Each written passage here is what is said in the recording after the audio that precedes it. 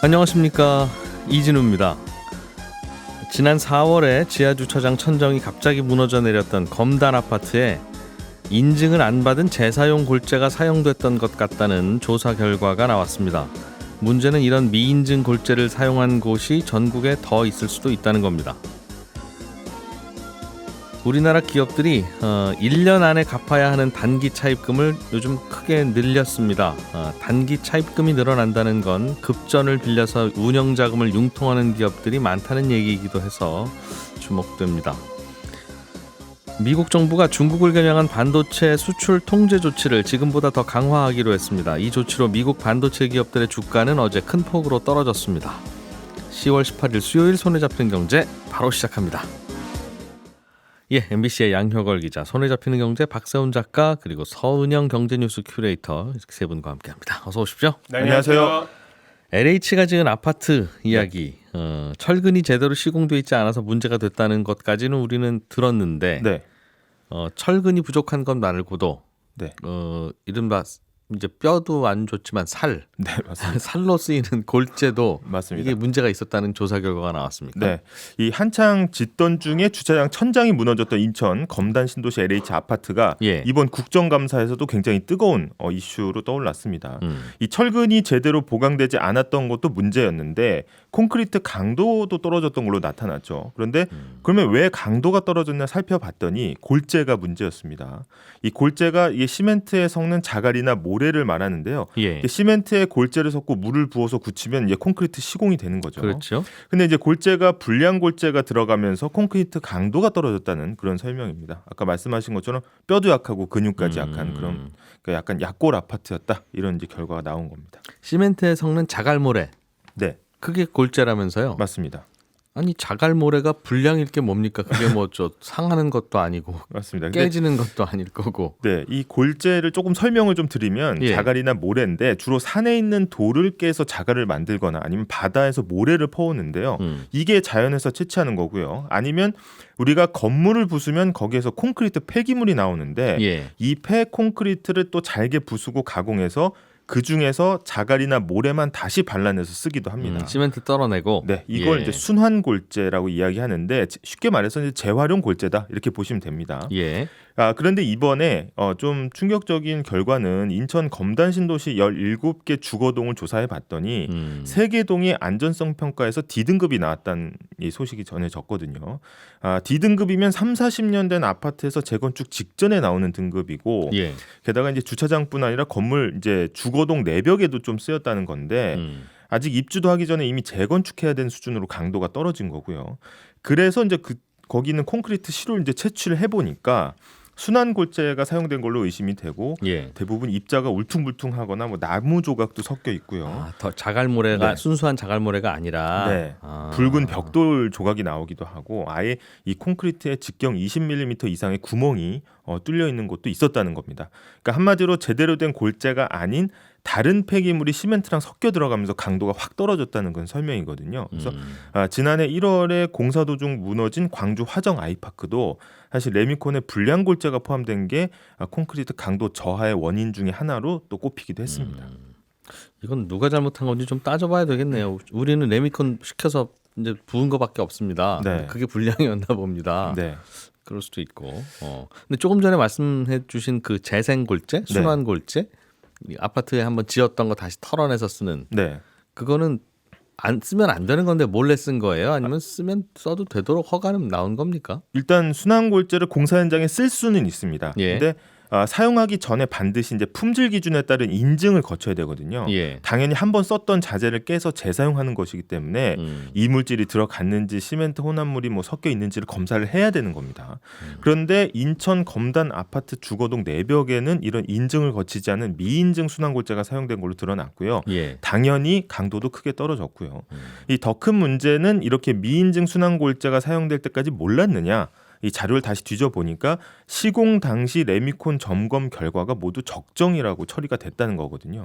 그래서 LH가 국회에 제출한 자료를 보면은 2021년 7월부터 지하주차장 붕괴가 일어난 올해 4월까지 검단 아파트 현장에 투입된 레미콘 계약 물량만 거의 한 190억 원 규모입니다. 근데 이렇게 많은 물량이 현장에 쏟아질 때까지 이 발주처인 LH, 그다음 시공사인 GS건설 그리고 감리사가 잡아내지 못했다. 그리고 뭐 사전 점검도 하고 정기 점검도 했다고 서류상에 남아 있는데 모두가 적정 처리했다는 게 더 큰 문제로 지적이 됐습니다.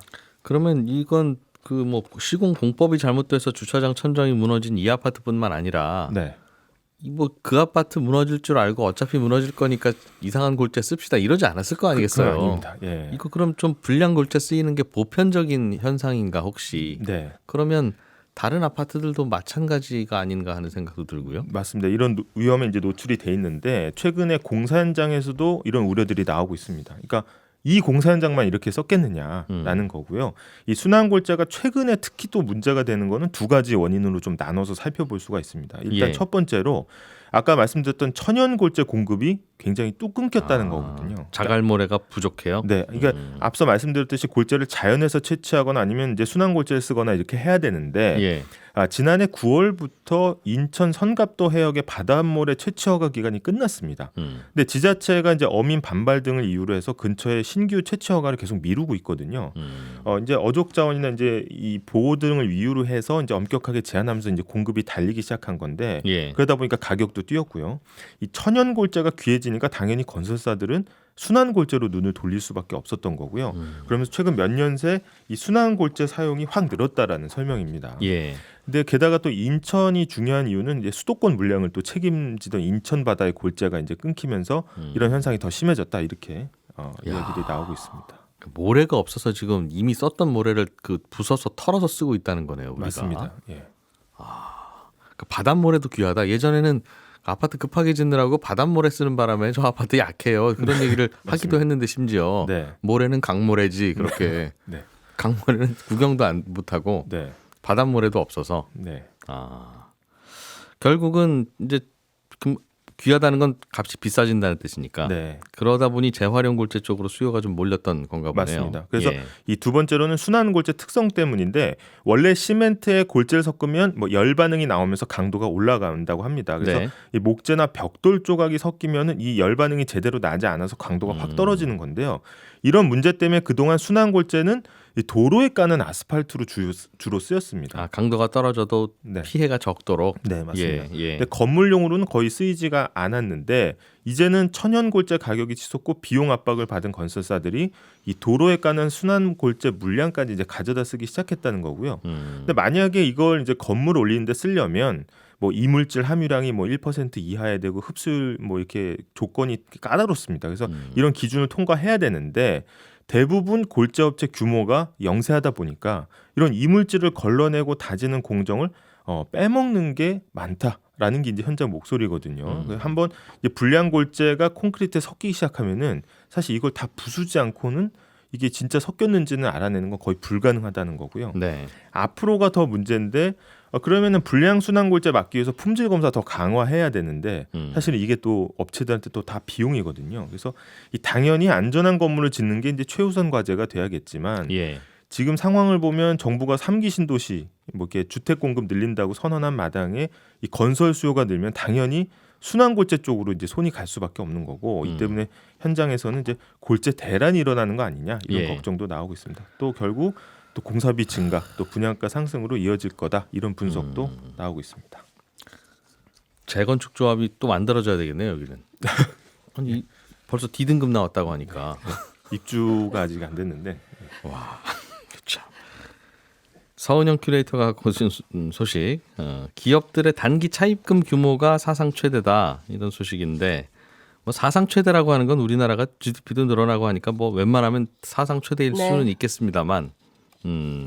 그거 이외에도 좀 주목할 만한 신호가 있다는 뜻인가 보네요. 네, 그렇습니다. 기업의 이 단기 차입금이 올 들어서 사상 처음으로 600조 원을 넘어섰는데요. 이게 올 상반기에만 40조 원 가까이 늘어난 겁니다. 이 단기 차입금 만기가 1년 이내인 대출 그리고 뭐 단기 사채, 기업어음 같이 짧게는 한 달 안에 길어도 1년 만에 갚아야 하는 채권입니다. 우리로 치면 카드 현금 서비스나 카드론 같은 건가 봐요. 맞습니다. 채권보다는 이 대출이 크게 늘면서 단기 차입금 규모가 크게 불어난 건데요. 이게 뭐 전체적으로 그냥 이 빌려 쓴 돈이 많아졌다라고 하면은 뭐 경제 규모가 커지면서 그럴 수 있다라고 볼 텐데 문제는 이게 비중이 커진 것도 좀 눈여겨볼 만합니다. 그러니까 기업들이 대출, 채권으로 빌려 쓴 전체 차입금 중에 입장에서 단기 차입금이 차지하는 비중이 글로벌 금융위기 때인 2008년 말 수준에 근접했다는 겁니다. 올 들어서 이 시중금리가 계속 올라가고 있으니까 이 방망이를 짧게 잡는 차원에서 만기가 긴 회사채 발행하는 것보다 급전을 쓰는 게 낫다 이렇게 판단하는 기업들이 많아진 걸 수도 있지만 이건 신용도가 좋은 기업들 이야기고요. 결국 짧게 빌려 쓴 돈도 만기가 되면 다시 돈을 빌리든 뭐 자산을 현금화하든 어떻게든 돈을 구해서 갚아야 되잖아요. 그런데 뭐 신용도 안 좋고 뭐 경기 영향도 많이 받고 뭐 이런 기업이라면 지금처럼 경기가 나빠지는 국면에서 제때 빚을 갚지 못하는 상황에 처할 수 있다. 이런 게 문제입니다. 아마 돈 빌려주는 쪽에서도 불안하니까 단기로만 빌려주겠다. 장기로는 못 빌려주거나 금리 높다는 걸 테고 아마 빌려가는 쪽에서도 내가 이렇게 비싼 금리는 정말 최근 20년 사이에 처음이다. 이거 잠깐 이러는 거니까 길게 빌리지 말고 그렇습니다. 짧게 빌리고 나서 금리 떨어지면 또 빌리자라는 생각이 맞물렸는지는 모르겠어요. 근데 금리가 이제 꽤 많이 올라가 있으니까 그렇죠. 금리 부담이 상당히 크죠 지금은. 네. 그래서 요즘 상황이 돈 못 구해서 이제 문제가 돼서 이렇게 금리가 치솟는 그런 상황입니까? 이게 1년 전에 레고랜드 사태 때도 이 단기로 돈 빌리는 게 굉장히 많아졌다 이런 이야기가 나왔었거든요. 그럼 그때랑 좀 상황이 똑같은 건가 좀 들여다봤는데 작년하고 비슷하면서도 몇 가지 다른 점이 있습니다. 일단 회사채 시장이 빈익빈 부익부 그러니까 이 신용도 높은 우량 기업들이 발행하는 회사채는 투자 수요가 많이 몰리고 반대로 이 저신용 기업들은 회사채 발행 여건이 갈수록 안 좋아지고 있다. 이런 점은 비슷하긴 한데요. 이게 투자자 입장에선 다 같이 이자를 많이 주는데 기왕이면 신용도 높은 기업에 투자하자 이렇게 판단을 하는 거죠. 그러니까 특히나 최근에 이제 은행채 발행 한도가 없어졌잖아요. 이번 달부터. 그러면서 이제 은행들의 채권 발행이 늘고 있고요. 또 지난달부터 한전채도 지금 발행 재개했습니다. 그러니까 이 투자 수요가 이렇게 안전한 초우량채에 몰리고 있다는 거고요. 이렇게 회사채 발행 여건이 안 좋으니까 기업들이 단기 대출로 눈을 돌리고 있는 거죠. 그리고 또 한 가지 좀 확연하게 다른 점이 하나 보이는데 요즘에 단기 채권이 이 개인 투자자들 사이에서도 인기입니다. 그러니까 작년 레고랜드 사태 때만 해도 투자자들이 가급적 만기를 짧게 가려는 경향이 강했거든요. 그러니까 만기 3개월에서 1년인 기업어음 가지고도 이거 만기 너무 길어서 이거 투자 못하겠다 이런 분위기였어요. 그런데 지금은 금리가 오르면 짧은 기간에 높은 이자 수익을 낼 수가 있고 반대로 이제 금리가 떨어져도 차익을 낼 수 있는 그래서 짧게 대응할 수 있는 단기채 투자를 선호하는 분위기라는 게 현장 이야기입니다. 금리 떨어지면 채권 값은 오르는 거니까. 네, 그렇습니다. 물론 근데 이것도 비교적 우량한 기업들 얘기죠. 분위기는 그렇다. 그래서 이게 단기 자금 비중 높아지는 게 의도했던 것이든 의도 안 했던 결과이든 간에 일단 위험하기는 위험해요. 단기간에 만기가 돌아온다는 뜻이니까 차환도 얼른 해야 되고. 그 부담이 뭐 3개월에 한 번, 1년에 한 번씩 돌아온다면 사실 기업들 입장에서는 상당한 부담일 수도 있거든요. 근데 이게 벌써 경고등이 켜지는 분위기도 있습니다. 그러니까 올 들어서 8월까지 전국 어음 부도액이 3조 6천억 원대인데 이게 2015년 이후 최대로 늘어난 겁니다. 그러니까 코로나19 사태가 아주 심각했던 2021년이나 레고랜드 사태가 터졌던 지난해보다도 많다는 얘기인데요. 이게 가뜩이나 지금 금리뿐만 아니라 환율도 높고 물가도 높고 막 삼중고의 시기잖아요. 그런데 이렇게 경기가 안 좋은데 고금리가 이어지면 결국 한계 기업들은 버는 돈으로 이자 갚기도 버거운 상황에 놓일 수밖에 없고요. 또 돈을 못 갚아서 부도가 나는 기업이 연쇄적으로 나오면 금융 불안으로 이어질 수 있다는 겁니다. 그런데 이달 15일부로 기업 구조 조정 촉진법, 그러니까 기촉법이라고 우리가 보통 부르죠. 이게 일몰됐습니다. 없어진 거예요, 이 법이? 네, 그렇죠. 무슨 법이었죠? 이게 기업 구조조정 촉진법? 이게 워크아웃 제도의 근거가 되는 법인데요. 워크아웃 제도라는 건 부실 가능성이 높은 기업을 이 채권단 주도로 경영 정상화를 도와주고 빚도 탕감해 주는 겁니다. 그러니까 사실 이제 빚 탕감 해준다는 점에서 이제 기업들 입장에서 굉장히 그러니까 망해가는 기업 망하지 제도인데요. 않게 일단은 그 침대에 눕혀놓고 어떻게든 좀 살려보자. 그렇죠. 링거도 꽂아주고 달려들어서 그렇습니다. 그런 법인데 그 법이 사라졌으면 그럼 망할 기업들은 그냥 망하게 둔다는 뜻이네요. 그렇죠. 근데 이 제도가 이 좀비 기업을 양산한다는 비판을 많이 받기도 했지만 경쟁력 있는 기업인데 뭐 단기적으로 자금 상황이 많이 안 좋아질 수도 있잖아요. 근데 이런 기업들조차 안전망이 사라졌다는 점 문제이긴 하거든요. 그래서 기업회생 절차인 이 법정 관리가 남아있기는 합니다만 이게 법정 관리 같은 경우에는 구조조정 기업 입장에서 워낙에 뭐 제약도 많아지고 또 이 기간도 너무 오래 걸리니까 워크아웃보다 선호도가 낮거든요. 그래서 이걸 좀 보완할 만한 대책 마련이 필요하다 이런 지적도 나옵니다. 전반적으로 자금 시장 안 좋고 불안한데 기촉법마저 없어져서 그렇죠. 안전망마저 사라진 상태. 회사들이 불안한 회사들은 참 불안하다 요즘. 그렇습니다. 그런 뜻이네요. 자, 한국은행이 내일 금통위를 열고 기준금리를 올릴까 말까를 두고 결정을 하는데 우리나라는 동결 가능성이 좀 많다고 시장에서는 보는 모양이에요. 예, 이 기준금리 결정하는 회의 있을 때면요, 금융투자협회라는 곳에서 채권을 사고 파는 걸 업으로 하는 사람들 대상으로 설문조사를 하거든요. 시장에서 어떻게 보는지 컨센서스를 알기 위해서. 그렇습니다. 기준금리 전망 어떻게 하십니까?라고 물어보는데 그 결과만 놓고 보면 100명 중에 90명은 내일 동결할 걸로 보고 있습니다. 근데 사실 지금 우리나라 경제 상황을 보면 금리를 올려야 할 것 같기도 하거든요.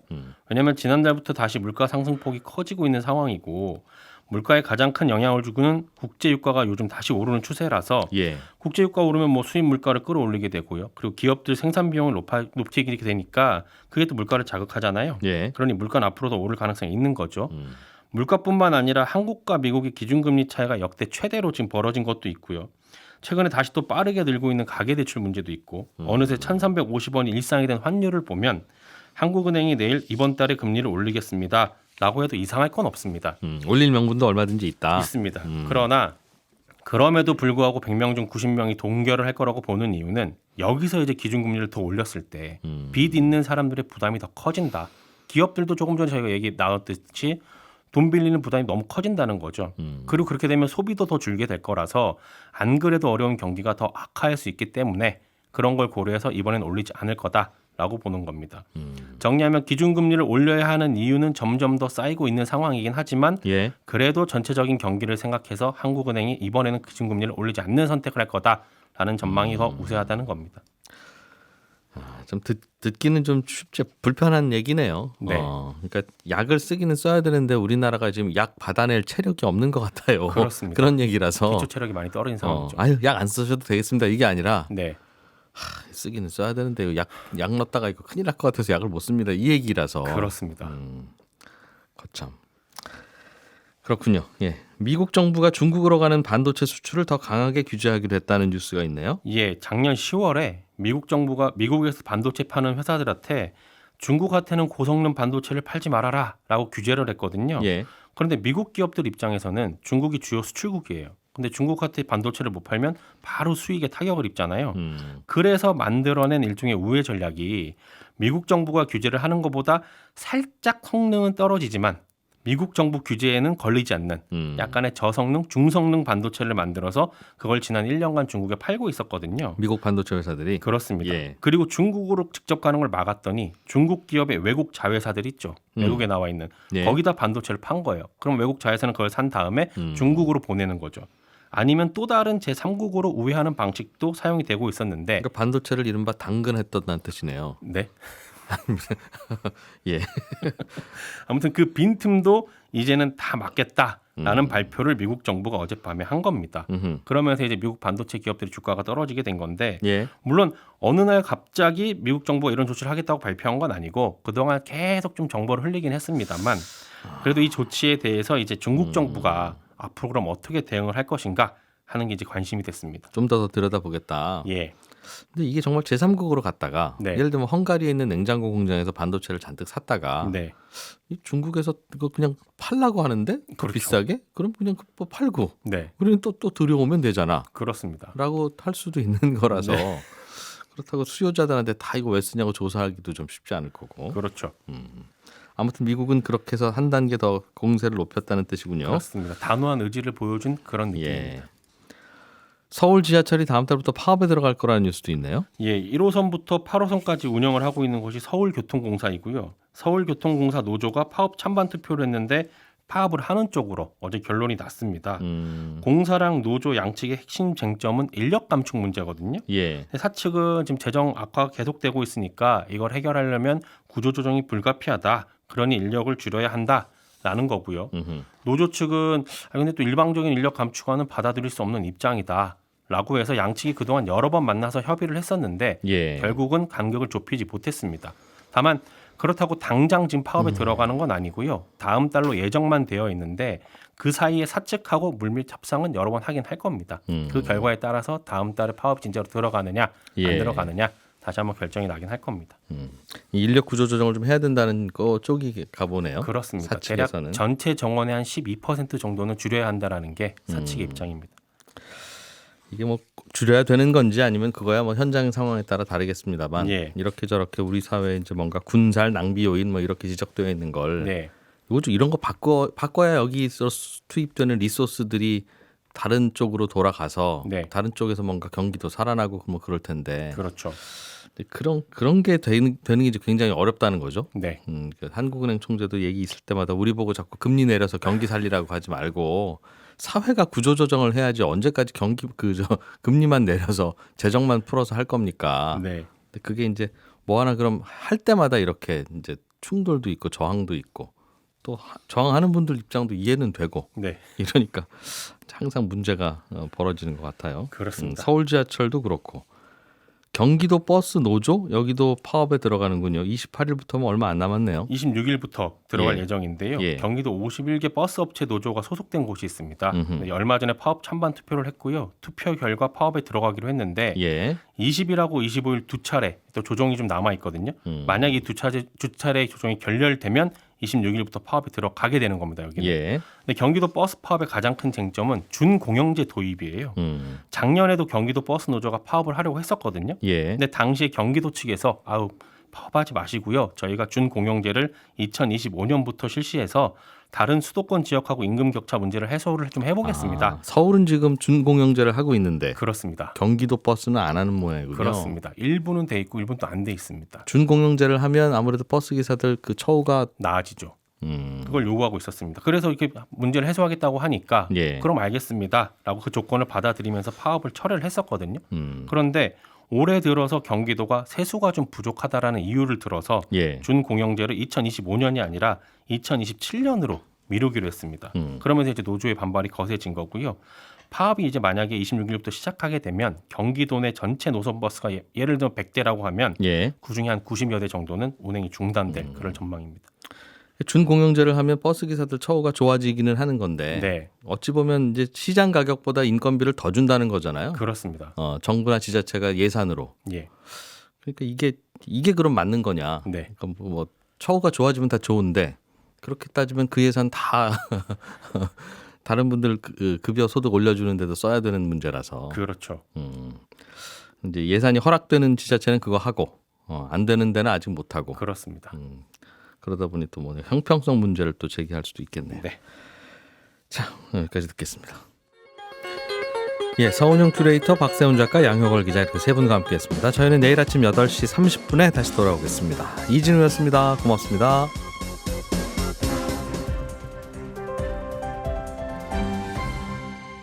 경제를 생각하는 사람들의 즐거운 습관. 이진우의 손에 잡히는 경제.